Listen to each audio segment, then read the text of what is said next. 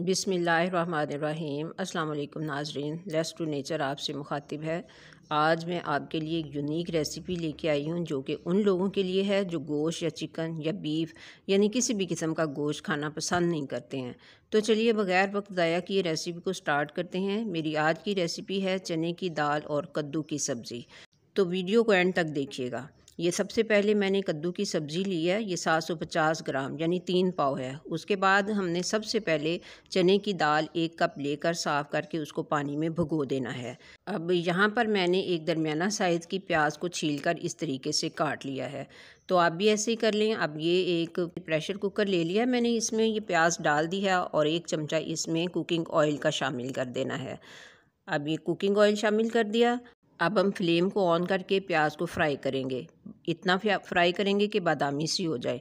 अब यहाँ पे मैंने 1 टीस्पून नमक लिया है, एक हाफ़ टी स्पून पिसी मिर्च ली है, 1 टीस्पून कूटा हुआ धनिया है, 2 चुटकी अजवाइन है, 1 टीस्पून कूटा हुआ ज़ीरा, 1 टीस्पून कुटी मिर्च, हाफ़ टी स्पून हल्दी और चंद टुकड़ी दालचीनी और लौंग है। ये सारे मसाले मैं इसमें शामिल करूँगी।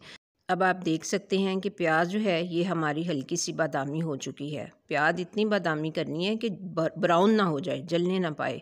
तो अब इसमें ये प्याज बादामी सी हो गई है, तो अब मैं इसमें 1.5 टेबल स्पून अदरक लहसुन पेस्ट को शामिल कर दिया है।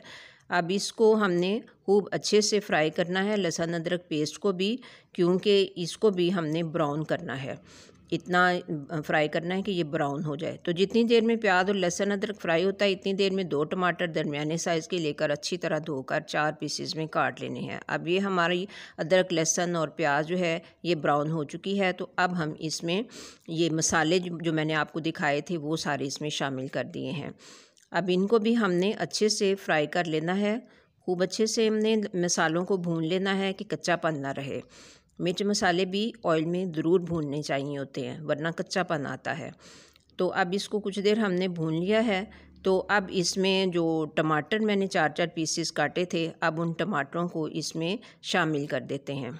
अब ये टमाटर डाल के भी इसको भी हमने हल्का सा 2-3 मिनट तक के लिए इसको भी फ्राई कर लेना है। तो इतने के ये भी थोड़े गल से जाएं। अब मैंने इसमें 1 गिलास के करीब पानी जो है वो शामिल कर दिया है। तो अब इसको कवर करके तो पकने के लिए छोड़ देंगे, ताकि ये टमाटर जो हैं और लहसुन प्याज जो है खूब अच्छे से गल जाए। अब यहाँ पे मैंने ये कद्दू ले लिया है और इसको मैं छील कर तो इस तरीके से मैंने इसको काट लिया है। ये पानी में कद्दू को काटना होता है, वरना काला हो जाता है। तो ये देख लीजिए, अब इस तरीके से कद्दू जो है वो मैंने काटा हुआ है। अब ये कवर उठा के देखते हैं मसाला हमारा भुन चुका कि नहीं। अब ये टमाटर जो हैं ये हमारे गल चुके हैं। अब इनको खूब अच्छे से हमने मसाले को भून लेना है, ताकि इसमें भी कच्चापन ना रह जाए। मसाला भूनते वक्त इस चीज़ का ख्याल रखें कि मसाला खूब अच्छे से भूनना चाहिए होता है। तो मसाला हमारा भुन चुका है। अब इसमें जो दाल भिगोई हुई थी उसको अच्छे से धोने के बाद पानी निचोड़ दें और दाल को इसमें शामिल कर दिया है मैंने। अब दाल को भी थोड़ी सी भून लेते हैं इसी मसाले में 1-2 मिनट के लिए। इस मसाले में दाल को भूनना है आपने, बहुत देर तक नहीं भूनना। तो अब ये दाल भुन चुकी है। तो अब इसमें हमने इतना पानी शामिल करना है कि जितने में दाल जो है वो खूब अच्छे से गल जाए। पूरी दाल नहीं गलानी होती है, दाल हमने आधी गलानी है। इस वजह से इसको कवर करके 15-20 मिनट के लिए छोड़ देंगे। बार बार इसमें चमचा नहीं चलाना। 15-20 मिनट हो चुके हैं। अब हम इसका ढक्कन उठा के तो देखते हैं कि दाल जो है ये गल चुकी है या नहीं गल चुकी है। अब आप देखिए कि ये पानी जो है वो काफ़ी हद तक ड्राई हो चुका है, तकरीबन आधा ही रह गया है। अब दाल का दाना चेक करते हैं कि दाल का दाना जो है ये गल गया है या नहीं गल गया। आधी दाल गलनी चाहिए। तो दाना हमारा गल चुका है, मतलब आधा जितना हमने गलाना था ना उतना गल चुका है। अब इसमें हम घिया कद्दू डाल देंगे। घिया कद्दू की सब्ज़ी और दाल का कॉम्बिनेशन बहुत ही अच्छा बनता है। अगर आप इसको अच्छे तरीके से बनाएं तो ये बहुत टेस्टी सब्ज़ी बनती है। अब कद्दू की सारी सब्ज़ी को मैंने इसमें शामिल कर दिया है। अब इसको चमचे से खूब अच्छे तरीके से इसमें मिक्स कर देंगे और फिर इसको कवर करके तो लो फ्लेम पे पकने के लिए छोड़ देते हैं। 15-20 मिनट तक ये इसी तरह से लो फ्लेम पे पकती रहेगी। अब 15-20 मिनट के बाद इसको चेक कर लेते हैं।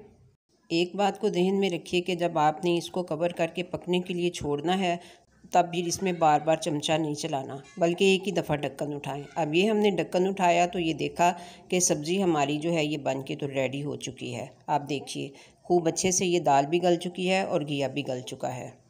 अब हम इसमें बारीक कटा हुआ सब्ज़ धनिया और सब्ज़ मिर्च डाल देते हैं और फिर इसको डिश आउट करके तो गरम मसाला भी छिड़क देते हैं।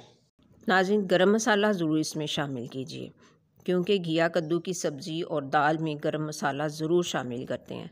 तो आपने इसमें साबुत गरम मसाले जो मैंने डाले हैं वो भी ज़रूर शामिल करने हैं और पिसा हुआ गरम मसाला जो है वो भी ज़रूर शामिल करना है।